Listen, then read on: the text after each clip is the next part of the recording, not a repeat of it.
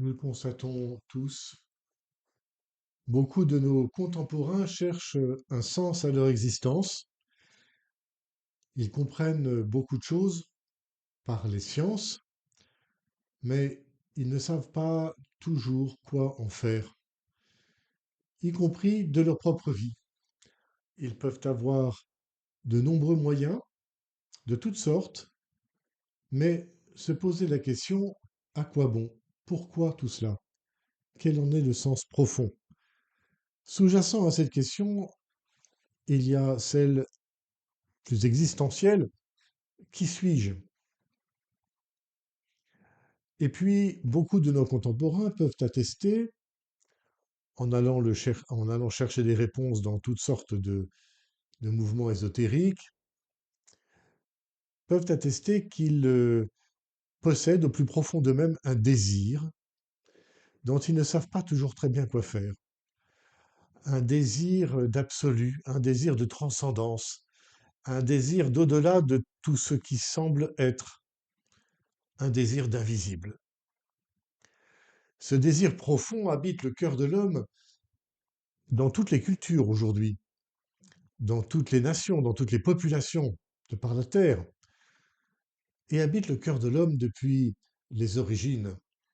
C'est même un critère pour différencier les squelettes que les anthropologues découvrent, des squelettes de grands singes primitifs, très anciens, et les différencier de d'hominidés, nos ancêtres, dont nous descendons directement. Les hominidés, les hommes donc très primitifs, enterrent leurs morts, souvent avec des objets de culte, ce que ne font jamais nos amis singes et primates. Nous voyons donc bien là que même pour les scientifiques, c'est un critère de différenciation d'avec les singes de l'origine que d'avoir cette notion d'absolu, d'au-delà du visible, d'au-delà de notre vie sur Terre, qui soit inscrit dans nos mœurs, nos manières de faire, et notamment la manière dont nous prenons soin de nos morts. Alors ce désir de Dieu en tout homme, comment Dieu, s'il existe, y répond-il? Eh bien, ce que nous enseignent à la fois les Écritures et la doctrine de l'Église, c'est que la première voie d'accès à Dieu, c'est le monde lui-même. Et au milieu de ce monde, au cœur même de ce monde, l'homme en lui-même. Autrement dit, le Créateur nous livre sa création comme un chemin pour le connaître lui, connaître sa mentalité, connaître l'esprit du Créateur d'une certaine manière, ce qui habite son cœur, si j'ose dire, peut-être même son projet et sa manière de faire.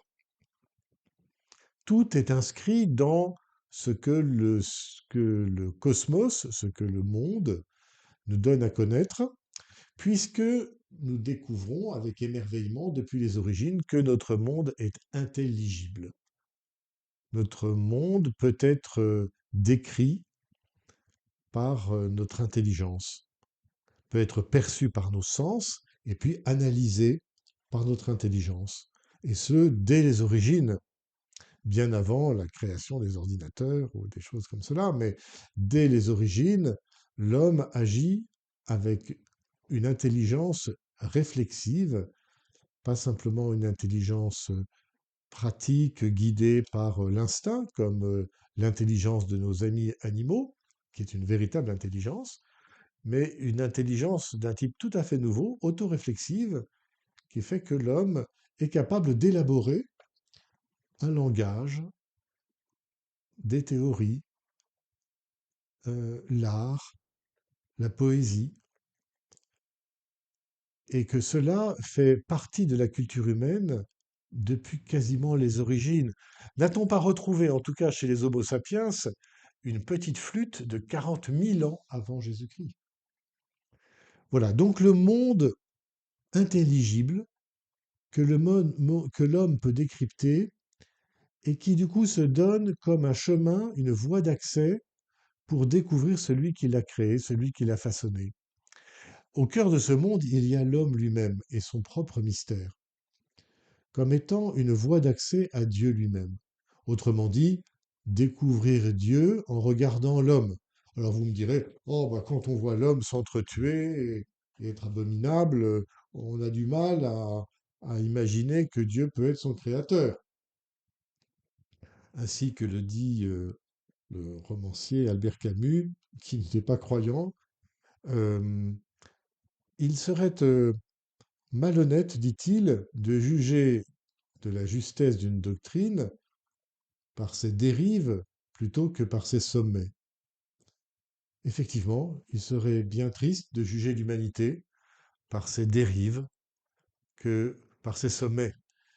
Et quand on regarde les sommets de l'humanité, alors on est ébloui, pas seulement par son intelligence pratique, mais par sa capacité artistique, mais aussi morale, de don de lui-même, d'émerveillement et d'attirance, d'appel vers l'invisible, ce désir profond que nous décrivions tout à l'heure, qui nous dépasse, qui nous habite et que nous cherchons à saisir.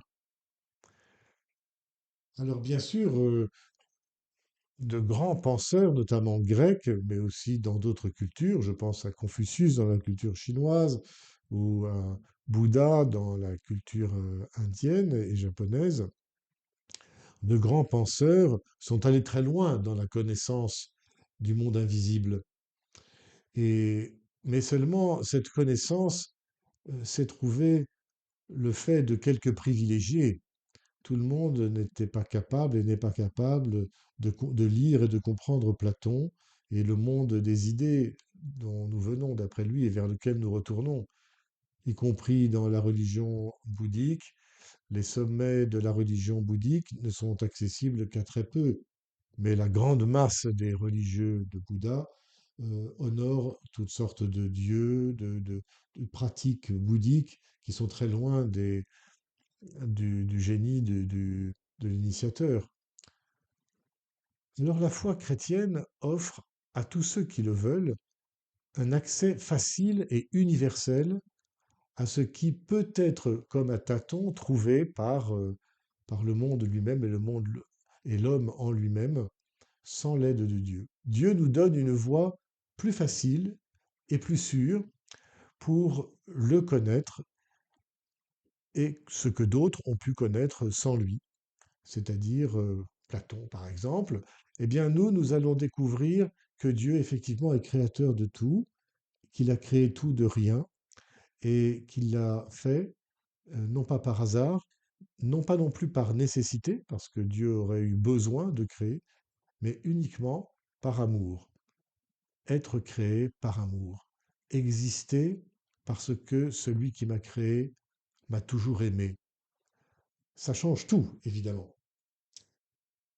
Alors nous parlons de Dieu avec des mots, et l'on peut se demander, comme saint Thomas à la fin de sa vie, à quoi bon parler de Dieu, qui est plus grand que tout, avec des mots. Saint Thomas, dit-on, à la fin de sa vie, a fini par devenir muet, a refusé de parler, et comme il était de très grande corpulence, ses étudiants un peu farceurs l'appelaient le bœuf muet. Cependant, Dieu lui-même n'a pas renoncé à nous parler de lui-même et de son projet avec des mots. Par les Écritures, par la Bible, il nous parle. Il utilise non pas des concepts, mais des histoires. Il nous raconte son histoire avec Israël et au sein d'Israël avec de nombreuses personnes qu'il a choisies pour être ses interlocuteurs privilégiés et transmettre au reste du peuple et par ce peuple au monde entier ce qu'il veut nous donner à connaître de lui-même et de son projet. C'est ce que l'on appelle la révélation et c'est ce que nous allons découvrir un peu plus avant dans notre prochaine séance. À très bientôt donc.